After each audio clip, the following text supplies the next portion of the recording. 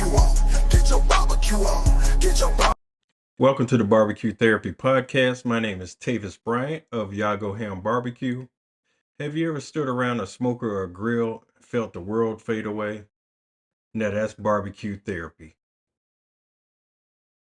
But I was saying that I know it felt good that you seen somebody that had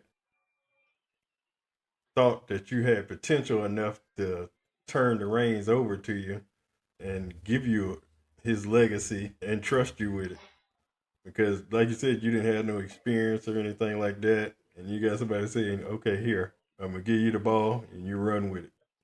So I know that felt good from a level of motivating you to push forward and try to make something of what he started. Yeah, you're right, man. And that was the key. And obviously that had to be hard for Billy. You know what I mean? This is his baby that he created and it was gold. You know what I mean? I knew it was and stuff. And unfortunately, he had bad health and everything, but he sat there and put his heart and soul into it and lived his life for it. And then just to say, okay, Tim, here you go, run with this. You know what I mean? Had to be hard for him. And I know it was. And I didn't know what else to do other than just take it and run too, though. At the same time, I'm like, Billy, I can't. I gotta be ready to roll. I gotta go too. You know what I mean? Had to be hard, but I think at the same time he trusted me, and I just went to work. I was like, shit, it's go time now. Like I got a lot of people, a lot of eyes, a lot of pressure on this. Honestly, like I said, it was the most pressure I've ever felt in my life. It was the most stressful thing ever. You know what I mean? Mm-hmm. But owed it to him and the barbecue community and everybody to make it happen. We just went to work and I had to accept it. We're going to make mistakes. We're going to figure it out. Just hopefully they're not big mistakes. And anything that went wrong, we just try to stand behind and fix.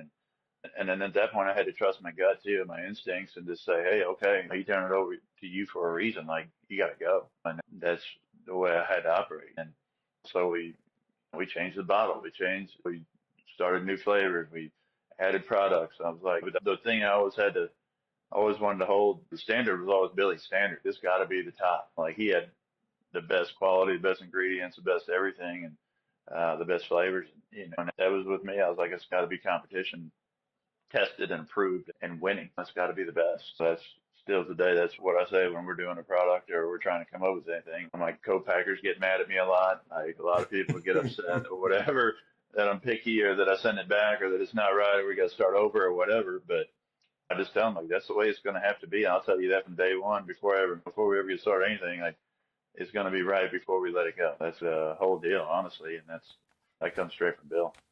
Yeah. What's the one Blues Hog product that people sleep on but really shouldn't that you feel? Tennessee Red out the gate for sure. Tennessee Red and Smoky Mountain, I think I'd say Smoky Mountain is probably the most underrated sauce that we have. But Tennessee Red is a sleeper too deal because I don't think they understand how to use Tennessee Red as much. But I think those two in general I'd say Smoky Mountains are most underrated, and it's coming up. People are finding out about it. Our sales on Smoky Mountain are definitely popping up. But Tennessee Red to me is one of my favorites, and people that try it are like, okay, I get it now. You know what I mean? Mm-hmm. Kind of thing. Yeah, those two are definitely the deal. Yeah, I like the Smoky Mountain the best myself. Yeah, yeah.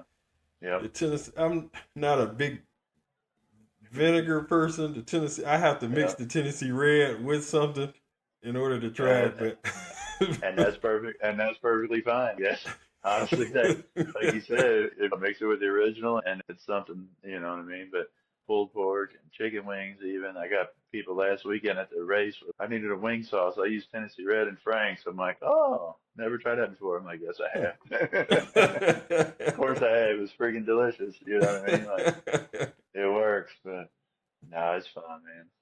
So, y'all just recently the Dilly Ranch, Buffalo Ranch, the Whiskey Blues, which I'm itching to try, the sweet chili, jalapeno lime, and the sweet Asian dragon. How do you go into coming up with a concept for a new sauce? You just go somewhere and Yeah, so definitely a combo of things, right? So obviously you don't normally release that many at one time, and we normally never do either. But I just had so many ideas at one time. I think we had, but so for instance, like the buffalo garlic parm, which is pretty much I think the best wing sauce going right now. I had that kind of combo probably 15 or 20 years ago at a tiny hole in the wall bar one time. And they had buffalo and garlic and parmesan on the wings. And I'm like, dude, like, this is a ticket. And just filed that in the back. And I'm like, all right, I got to do that. And then the whiskey blues just makes so much sense. Billy was always a moonshiner and just into that kind of thing too. And it just really went well. And honestly, it's a killer flavor. I'm really proud of that one. But something like the dragon sauce, and if you look around, like what's popular on the market right now, that's what triggered that, right? It's okay. There's Asian barbecue sauce out there that's really going crazy. I've tried it, and I'm like, oh, I know we can do better than that. So we take it and fix it, and there it is, and it's really good. And then I wanted to get into more of a wing line, so we had the wild sauce originally, which is really good, and the buffalo garlic parm, and then the sweet chili is so good on wings. It's actually an awesome glaze. I used it on my ham at Easter this year, and it was so good. But you can glaze your ribs with it, your chicken, anything. That one I think is going to be a hit. We've got a hot honey barbecue coming out. All those are trendy flavors, I would say, and that's why we wanted to go after those. But and then I had always been big on ranch. I was always picky about ranch, and I'm like, I know we can make a better ranch than what's out there. It started with the original ranch, and then the Dilly Ranch, and buffalo and sriracha we've got too. I'm just trying to get into more of an everyday cooking world as opposed to just barbecue or competition barbecue. I think helps, but it's all got to have the Blues Hog touch, and the level of quality that we're after is all got to be there for us. Yeah, definitely doing the thing. Y'all dropped them just out the blue. I remember was it last year? I seen a video that you did, and I saw the burger, the burger one in the back sitting on the table, and I was like, what is that there? Yeah, and then I was like, So that tells you how long we've been working on them. Honestly, probably like over 2 years of development and trial and error and test and label approval and just all the stuff that goes into it. Unfortunately, it takes longer than I ever wanted to, but there's just a lot that goes into it. But yeah, the chicken fried burger sauce it's bomb. I think I like smash burgers and anything fries and stuff like that. It's obviously kids are dipping chicken strips and everything else at Cane's and Chick-fil-A or whatever, and I think this one tops both of them. Hopefully it catches on because it's a good one. Yeah, to me, that's why I said that people that put sauces, it's not an easy thing to do. People act like it's just simple, but make rubs and make sauces like that. It's not that easy because there's a lot of detail, especially making a rub. It's not just putting stuff together. You got to think of the size of the particles and how it comes out the bottle and how it comes out, how it cooks, how it reacts when it cooks, everything. You know what I mean? Yeah, our Bolden Beefy took us probably 2.5 years just to get it out. And I'll tell you right now, the co-packer he hung up on me on the phone and called me every name in the book, and I'm like, I can't believe you're talking to me like that. Honestly, I was like, I know I hadn't bought anything from him yet, but I told him, I was like, dude, I swear to God, when we get this right, we're gonna push the hell out of it, and it's gonna be good. And when it finally was, but it's just part of it, you know what I mean? I regret that now. I don't, yeah. I mean, I still work with him for some reason, but I was like, but it's just part of it. You want it to be right, but you don't want to waste anybody's time, but you want it to be right. Exactly. So, Marble Ridge, what made you want to go into the meat realm?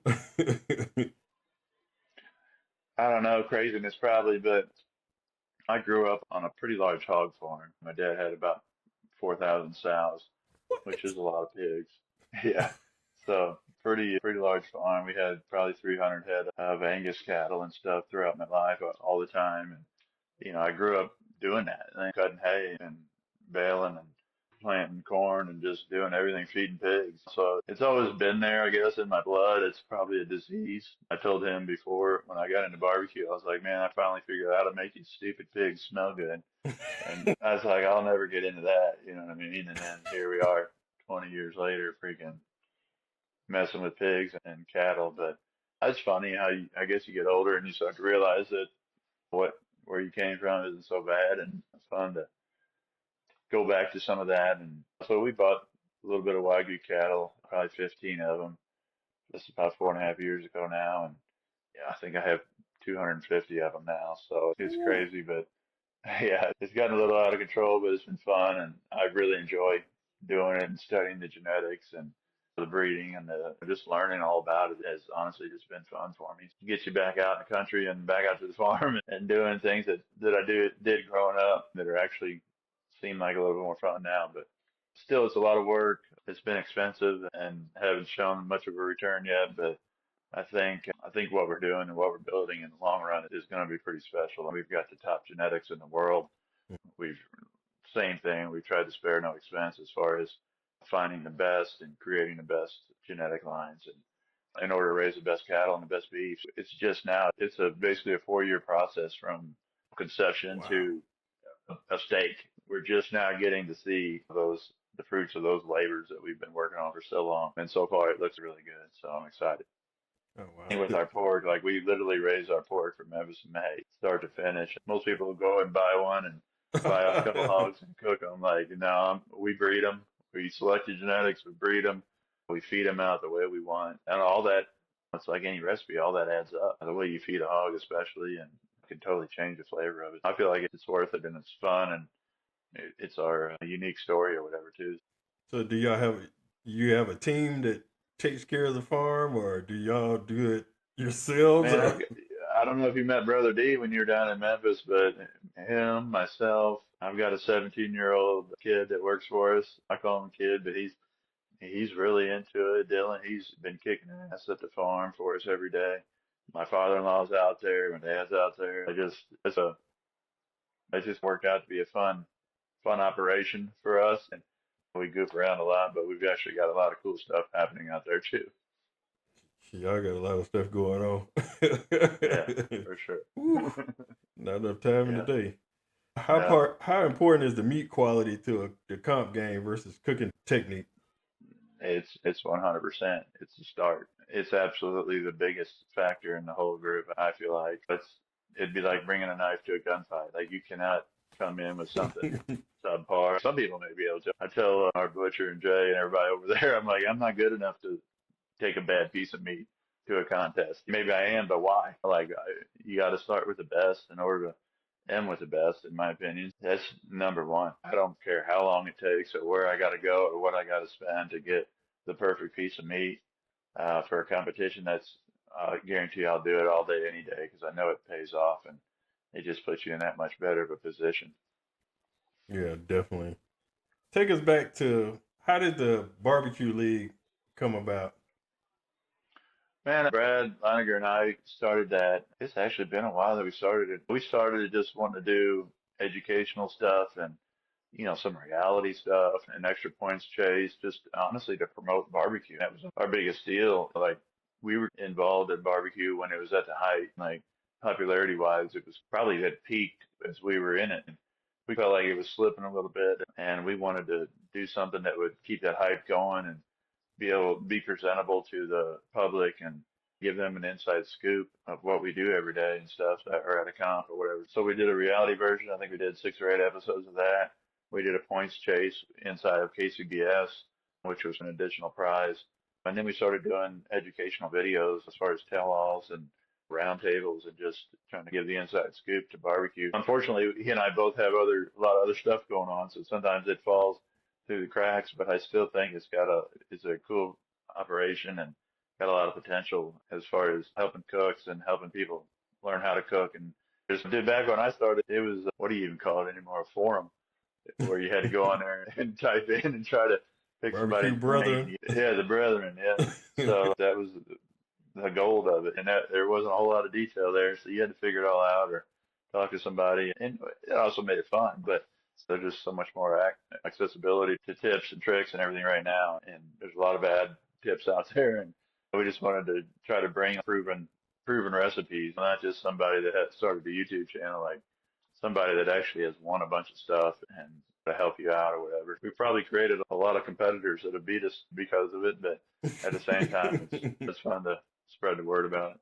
Yeah, I love it because there's people out there that is not able to afford $650, $1,000 for a Yeah. class, and it's a Yeah. great option for only $100 just to get all that Yeah, same. yeah, exactly. That's half the price of a brisket, right? When you're going to compete, and you're going to get every bit of information that you would get at a class. And classes are invaluable too, just because you get to have that in-person time, and you'll definitely pick up a lot of detail at classes. But for $100, you honestly can't beat it. And you get to learn from y'all and different other people that Yeah, excel in the sport of competition. I call it a sport. It is what Steph Curry. it is. Yeah, because I've learned a lot. Speaking of the sport, what do you got? Who you got tonight? You got Indiana or Oklahoma? I got a feeling that Indiana may pull an upset. I I got a know, it's feeling. crazy, isn't it? They're on a mission, aren't they? They can't sleep on them boys. I know. They've been sleeping on them all year, but They've been knocking I know. folks out the playoffs left and right. So I know. I'm gonna That's go where with I'm at Indiana. too. I'm taking the underdog. Yeah. Yeah, my team is Miami Heat, but we Oh yeah. I don't. There you go. Yeah. Yeah. It is Maybe what it next is year. at this point. Let's see. Now I noticed that you. How many sneakers you got? I told you I was gonna Yeah. ask. That's all right. I like it. I got enough that my wife says you got to clean out the closet and get rid of some of this stuff. So that's actually what I'm supposed to be doing tonight. I'm supposed to be cleaning out my closet and getting rid of some shit because she's tired of tripping over everything. But yeah, I probably got a little bit of a shoe addiction. I like my Jordans, I like my Dunks, I like my Air Force Ones. But yeah, I don't know. I think it makes me feel like I could still hoop a little bit. At my peak, I was maybe 350. Right now, I'm like maybe like 100 or something. Damn. I got I used to have a whole room just yeah. because I just Damn. recently I got married in 2023. So before then, I Uh, was living by myself. So I had there a they went. There went the shoes. yeah. Man. Yeah, Now you got a rack of diapers instead of a rack of shoes. exactly. Diapers formula. So It's all right. It'll come back around. My daughters exactly. are teenagers now, and I think they got the same addiction. They're starting to buy shoes like I do. Nah, it's fine. I let them. So It's spot probably. do they do AU all over the in Yeah, different? yeah. One of them's up at a camp today, and they'll be traveling to Louisville here next couple weeks, and yeah, we go all over the place. So it's fun. Yeah, definitely. Especially, I got two daughters, so I know how it feels. And I, one of them, the 9-year-old, she plays soccer. I didn't know nothing about soccer, but I coached the teams just to make sure she didn't get hurt or anything like that. So I was Yeah, definitely out yeah. there, like That's funny. out there with the That's boys, good. and I was like, Yeah, yeah. That's so crazy, man. what's the biggest barbecue lesson? What's the biggest lesson barbecue has taught you as a competitor and a business owner? Oh man, stay humble and stay grateful and stay positive. Like it, barbecue competition can tear you up mentally. You can be a hero, you can be a zero any given weekend. And I honestly think knowing barbecue people, like you said earlier, like they're all welcoming and laid back. And I just feel like barbecue's my job now. Come on, man. How bad could it be? You know what I mean? Like just Exactly. I just want to roll with it. And like when Billy had cancer real bad, we always said, keep it positive. Me and him, I would say, keep it positive, buddy. And he would say that. That's just what we try to do. It's not always easy, but just try to take it one day at a time. And like you said, just stay grateful for it and stay humble about it because it can be gone before you know it. So Exactly. Exactly. And you get to do something you yeah, love instead of having to that's right. get That's up right. like me Yeah. at 3:45 in the morning and drive to work I mean, I still do stuff 45. that I don't love. Yeah, but it's crazy. But man, it's good. Like you said, it's been fortunate, and that's why I try to work hard with it and make the most out of it. Yeah, yeah, definitely. I'm gonna talk about this last segment and then go to a quick game and then get you out of here. But how did y'all get All right. into the racing game as far as sponsoring a team? Yeah. We cooked, just casually cooked for Junior Motorsports down in Daytona at the Daytona 500 a couple of years ago, and cooked for Brant Racing, who was sponsoring one of Junior's cars. I got to meet some of those guys from Junior Motorsports, and I just took a email address from one of the guys or whatever. He said, "Oh, I'm in charge of sponsorship." So I'm like, "Oh yeah." maybe someday that would be really cool, you know what I mean, or whatever. But Mm-hmm. I was browsing through my phone a couple months ago, and I was like, oh, here's Matt. I'm gonna send him a quick email and see what's going on with him, and just reached out and said, what would it really cost, or what would it entail, or whatever, and maybe next year we could think about something or whatever. And he goes, Tim, I got 3 races open this year. This is gonna be a sweet deal for you if you want it or whatever. And it was Texas, Nashville, and Atlanta. I'm like, golly, those are three good markets or whatever. So anyway, it kept falling in line. It kept falling in line, and I just went with it. I trusted my gut again. I was like, screw it. You know what I mean? I'm gonna pull the trigger on this and see how it works out. And it honestly, I don't think it could have worked any better. We won the first race, got second at Nashville, and we got Atlanta coming up with this one. And obviously, winning's fun. We want to win, and that's part of our mindset. But the marketing side of it, NASCAR's got such a devoted, demographic. They go there and they fly flags and they wear T-shirts, and like they really get on board with what's going on there. So I just felt like it was a cool place where we could hopefully hit some new people that hadn't heard of us. They do a lot of tailgating, do a lot of camping, they do a lot of grilling and stuff. Thought it'd be a pretty good spot to try to make some noise in, and I feel like it's worked out pretty well. Definitely, it's a following because since I'm in Georgia, I stayed before I got married. The year before last, I stayed in Hampton, Georgia, which is right down the street from Atlanta Motor Speedway, and Oh, really? those race weekends, you already know to stay off the highway. Yeah. So Yeah, it's definitely be man. jumping. But also, if y'all need an extra set of hands when y'all come down to Atlanta, let Oh, me you're know. already in. You just signed up. Let me know. I'll do. You never handed out so much sauce. Hey, I'll do whatever you need me to do. I'll come help out. It's no problem. Yeah, Definitely. we'll be down there. It's the 27th coming up. So, yeah, we're bringing the whole crew down there again. And the whole family's coming, I think. So it'll be fun. Hey, Yeah. definitely. I'm dead serious. Let me know. All right. What I'm going to do is do something fun. I got 2 games real quick. The tournament bracket in college basketball. What I came up with is a 16 grilling meat tournament. And you just tell me which meat you prefer to eat. And we'll see which meat is the winner. Matchup 1 is steak versus smoked ham. Pork ribs versus smoked turkey. Ribs. All right. Burnt ends versus pork chop. I'm going to go pork chop. Raised on the farm, hog farm. Oh, man. I love pork chop. Hot dog versus brisket. Brisket. All right. Hamburger versus sausage. That's a tough one. Exactly. Man, I'm probably going to go sausage. Dang it. Like a good smash, though. Lamb versus pork belly. Pork belly. Beef ribs versus smoked bologna. Beef ribs. I just had a fried bologna at Robert's down in Nashville, though. That's pretty good. Barbecue shrimp versus smoked chicken. Oh, man, I'd probably go shrimp. Wow. New Orleans style barbecue shrimp. I'll take it. All right, next round, steak versus ribs. Pork ribs. I guess I'll go steak. All right, pork chop versus brisket. I better go brisket. Oh. Damn it, I'm double beef now. God dang it. It's a bad matchup. Sausage versus pork belly. I'm going to stay with sausage. Jalapeno cheddar. All right, beef ribs versus shrimp. Beef ribs. All I feel like I want to go back. You said you want to go back. Steak and brisket. I'll go steak. Sausage, beef rib. Sausage. Oh, wow. Yeah, And sausage is going to carry.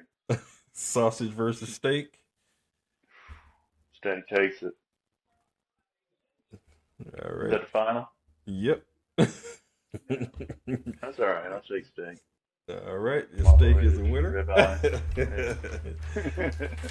All right. Next game I have is another bracket. And this is the 16 top athletes of all time. Oh, cool. First matchup, Tom Brady versus Lionel Messi. I go Brady. I'm not a soccer guy. All right. Next matchup, Michael Jordan versus Dale Earnhardt. Put the goat against the goat. In the first round. Who seeded this thing? I did it by I gotta random. go Jordan. I gotta go Jordan, but god dang, don't tell Dale Jr. I said that. I did it at random. Usain Bolt Yeah. versus Serena Williams. Serena. All right, Michael Phelps versus LeBron James. I go Phelps. All I'm right. going for the flop. You got a lot of emails off this. Uh-oh. Ken Griffey Jr. versus Simone Biles. I'll go Griffey Jr. Tiger Woods versus Kobe Bryant. Oh my god. What are you doing? Can't make it Oh easy. my god. No, that's not. I'm gonna go Kobe. That's tough, dude. Cristiano Ronaldo, soccer player, and Wayne Gretzky. Let's see. I don't know. I really don't know. Pick one. Go Ronaldo. How's that? Okay. Roger Federer, Muhammad Ali. I'm gonna go Muhammad Ali. All right. Next round, Brady versus Jordan. Jordan. All right. Serena versus Phelps. Serena. All right. Griffey Jr. versus Kobe. Kobe. All right. Ronaldo versus Ali. Ali. All right. Jordan versus Serena. Kobe versus Ali. All right. This is a very important question right here. Right. Jordan versus Kobe. I'm going Jordan. Okay. My man. Let's say.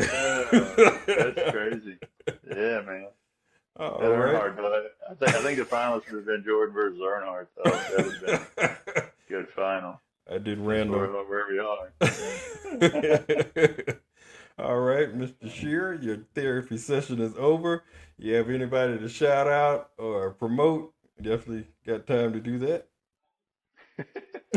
I just like to shout out you and promote you, man. I appreciate the show, and I'm glad that you stepped up and did this. I've enjoyed meeting you and talking to you at the events and everything, and look forward to putting you to work in Atlanta. Hey, Bring the definitely. wife too. She probably on baby duty though, huh? Yeah. If we don't get grandma, but other than that, I'll be there. Definitely text There me you or have Mark text me. Anybody text me, and I'll definitely be there. Buddy. And if y'all got any more of those Memphis and May button-down shirts laying around, I wear a medium.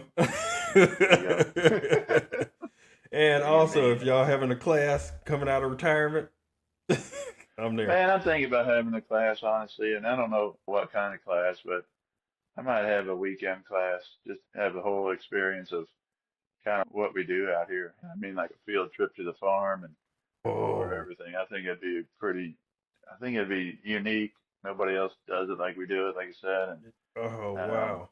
I would really like to show that to people if I can figure out how to coordinate it all and make it all jive. I think is the hardest part of it because we're at 2 or 3 different locations. But I just feel like that would be a fun, educational, and entertaining experience for people. Maybe I got to try to figure out how to pull that off and win. I'm in. Whatever it is, I'm in. I wanted to come to the warehouse because I went and took Chris Schaefer class, and I was like, man, how far is the warehouse? I was like, man, it's way down there. Because he had this class in Illinois, and I was like, Oh, yeah, he was over there. Okay. Yep. At Cordy. Code 3 Spices up there. Okay. Yeah, they're over there. Yep. But definitely, I appreciate you coming on. I appreciate you investing in me. Thank you for joining us on another episode of the BBQ Therapy Podcast. My name is Tavis Bryant. Please tune in to YouTube, Apple, Spotify, Amazon, and any streaming platform near you. Please pay the secretary on your way out, and we'll see you next episode.